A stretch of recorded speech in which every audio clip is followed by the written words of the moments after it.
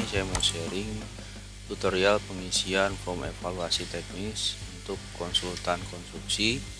Paket yang mau saya jadikan contoh yaitu paket seleksi konsultan MK pembangunan auditorium dan GOR Politeknik BPSDM dan Hukum dan HAM ya. Di seleksi ini ada 5 perusahaan yang masuk daftar pendek seperti tertera pada layar dengan nilai pengalaman tertinggi sekian dan nilai teknis kualifikasi sekian. Di sheet berikutnya kita akan lihat rekap penilaian teknis ya. Jika penilaian teknis pada unsur pengalaman sudah terisi ya, karena kita ngambil nilai dari nilai pengalaman pada saat evaluasi kualifikasi, akan tetapi bobot pada unsur pengalaman perusahaan di evaluasi teknis berbeda dengan unsur bobot penilaian pada evaluasi kualifikasi ya. Sehingga kalau kita lihat nilai di teknis kualifikasi seperti ini, di rekap teknis kita akan berubah nilainya. Oke. Kemudian di unsur proposal teknis dan kualifikasi nagali masih kosong karena kita belum nilai. Nah, selanjutnya nanti kalau di sini bisa diisi misalkan lulus atau tidak lulus. Kalau dia melampaui ambang batas maka dinyatakan lulus, kalau tidak dinyatakan tidak lulus. Bisa juga di sini dipakai rumus if lebih dari sama dengan 80 lulus,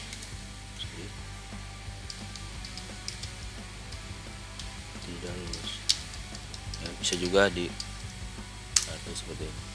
Oke, karena ini penilaiannya belum selesai semua, belum terisi, maka otomatis semua tidak.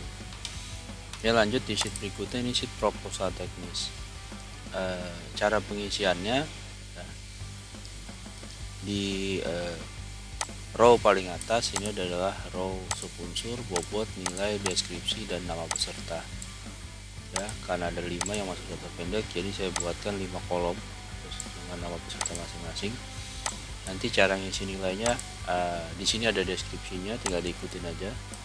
Misalkan untuk subunsur pemahaman atas jasa layanan ya, yang tercantum dalam KAPK. Kita ngisinya di kolom yang ini. Misalkan dia dapat 100 ya, otomatis di kolom atasnya dia akan mengkalikan otomatis dengan bobot.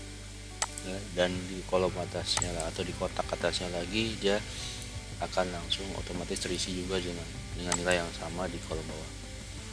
Nah, kolom berikutnya di sebelah angka 100 ini, kalau misalkan dia dapat nilai tidak sempurna, misalkan di perusahaan yang kedua dia dapat nilai 60, maka dijelaskan di sini apa alasannya ya, supaya peserta seleksi juga nggak perlu bertanya-tanya gitu kekurangannya apa. Dan selanjutnya juga seperti itu, misalkan di sini dapat 20 ya, alasannya apa ditulis di sini. Kalau dia 100 tidak perlu diberikan alasan. Begitu juga seterusnya yang di bawah ya, saya view-nya saya freeze dulu. Oke, ya, untuk unsur-unsur yang kedua, kualitas metodologi, sama diisinya di kolom yang putih, jangan yang ada blok warnanya. Misalkan di sini 100 ya, otomatis akan dikalikan bobot subunsurnya. Nah, bedanya kalau di B ini, dia di box kuning ini adalah akumulasi ya dari semua subunsur, karena kebetulan subunsur B dia punya lebih dari sub-subunsur, ada 1, 2, 3 dan seterusnya. Kalau yang di A hanya 1 ya, seterusnya seperti itu. Sama, kita coba-coba saja. Oke,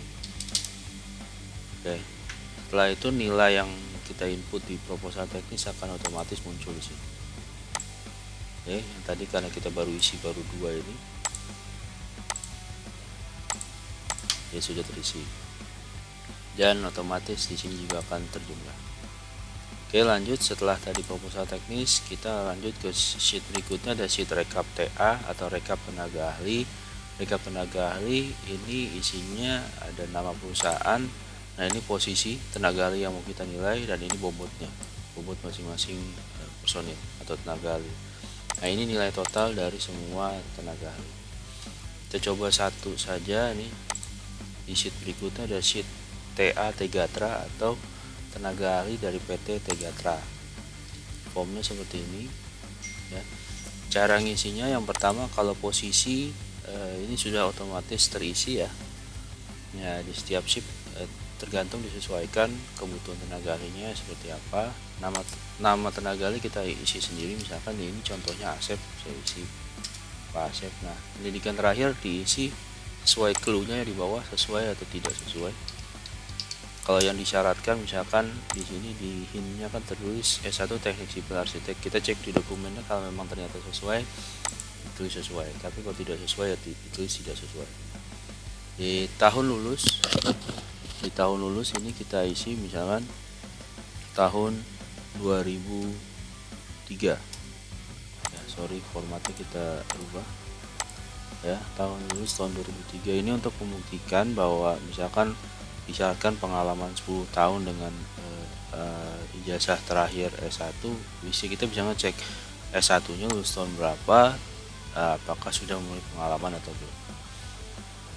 Nah, status pegawai diisi tetap atau tidak tetap, misalkan kita isi tetap di sini ya.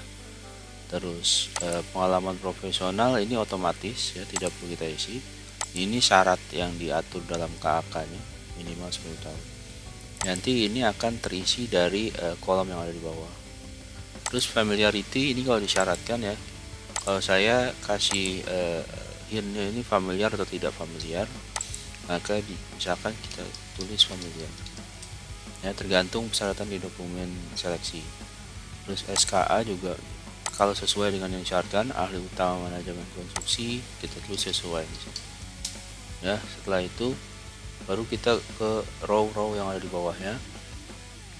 Di row pertama ini nama paketnya contoh saja, kita kasih nama XXX, dimulai 1 Januari tahun 2000 sampai dengan terlalu lama ya, ini tahun misalkan 2002 ya.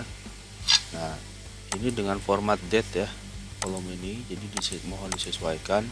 Kalau misalkan dia formatnya dalam bahasa Inggris, berarti penamaan bulannya pakai bahasa Inggris.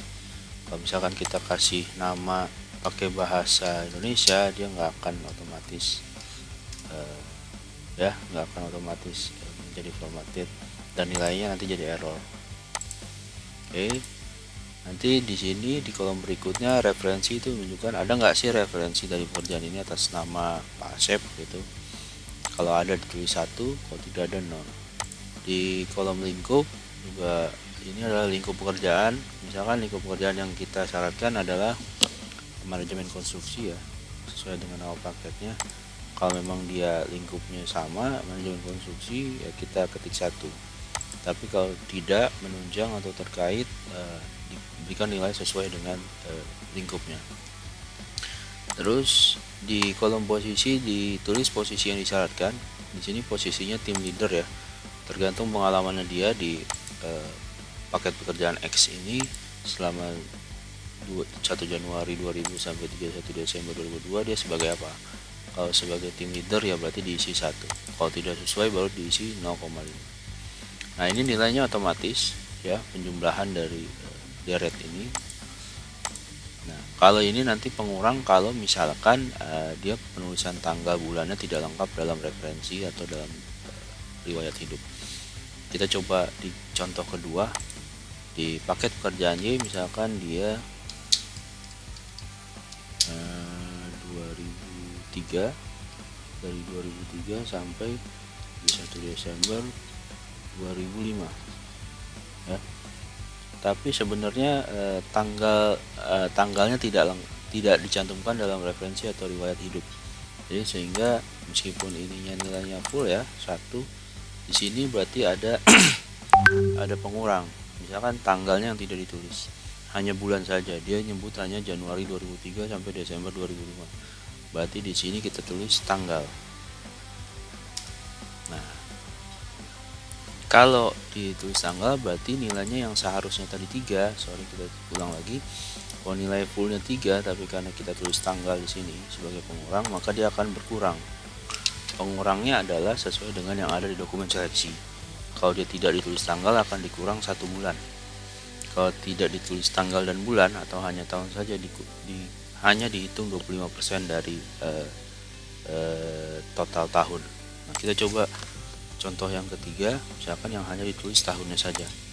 Kalau hanya ditulis tahunnya saja, kita isinya tetap 1 Januari 2006 sampai 31/2009 misalnya. Jadi di referensi atau di riwayat hidup dia hanya tulis tahun 2006 sampai 2009. Nah, kita nulisnya di kolom ini tetap dari 1 Januari dan berakhir di 31 Desember. Lalu di sini misalkan kita tulis full. Nah, di sini berarti kita tulis tanggal bulan. Nah, pengurangnya jadi meskipun kalau nilai fullnya 4 ya, karena dia tidak hanya mencantumkan tahun saja, dikalikan 25%, jadi yang dihitung hanya 1. Nah, setelah kita isi semua pengalamannya, nanti di bawah akan ada totalnya. Totalnya segini 6,92 yang akan otomatis langsung terisi di sini. Sorry, ini formatnya harus kita sesuaikan ya. Jadi 2 digit di belakang koma, 6,92. Nanti nilai-nilai yang ada di atau informasi yang ada di sini akan pindah ke kolom sebelahnya. Contoh yang pendidikan, karena dia sesuai berarti dia dapat nilai 100 ya. Saya beri warna aja biar sama. Nah, ini nilai pendidikan. Kemudian status pegawai kita kasih warna hijau misalkan. Ya, karena tetap dia dapat nilai 100. Terus pengalaman profesional ya. Karena dia di bawah 10 tahun berarti nilai pengalamannya tidak full ya, 50 misalkan, tergantung yang teman-teman syaratkan. Nah, lain-lain itu adalah dari ya, ini dari familiarity dan SKA digabung ya. Karena familiarity-nya dianggap familiar, dia dapat nilai sempurna. Nah, kita kasih warna kuning. Dan SK-nya juga sesuai, dia dapat nilai sempurna juga. Lalu di sini baru dirata-ratakan ya, average dari kedua ini. Ya, setelah itu nilai di bawah adalah nilai yang sudah dikalikan bobot. Misalkan pendidikan nilainya 100 dikalikan bobot 10%, dia akan jadi nilai 10 ya, begitu seterusnya. Nah, total nilai dari tenaga ahli ini adalah 35. Total nilai ini akan yang muncul di rekap tenaga ahli sini ya. Nah, oke, sorry bobotnya keliru 20%. Nah, jadi nilainya 7. Karena yang tadi kita baru isi team leader, yang lain jadi belum terisi. Nanti teman-teman bisa coba di ini yang lain, silahkan, akan otomatis muncul di sheet rekap tenaga. Terakhir pengalaman.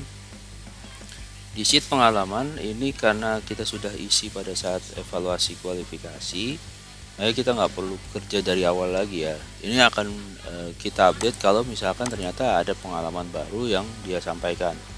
Contoh misalkan ada yang lebih tinggi dari 18 miliar ini, kita bisa tinggal insert di sini dan masukkan apa nih nama paketnya dan nilai pekerjaannya.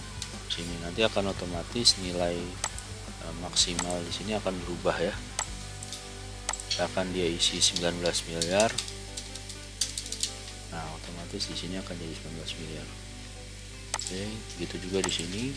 Jangan lupa rumusnya disesuaikan.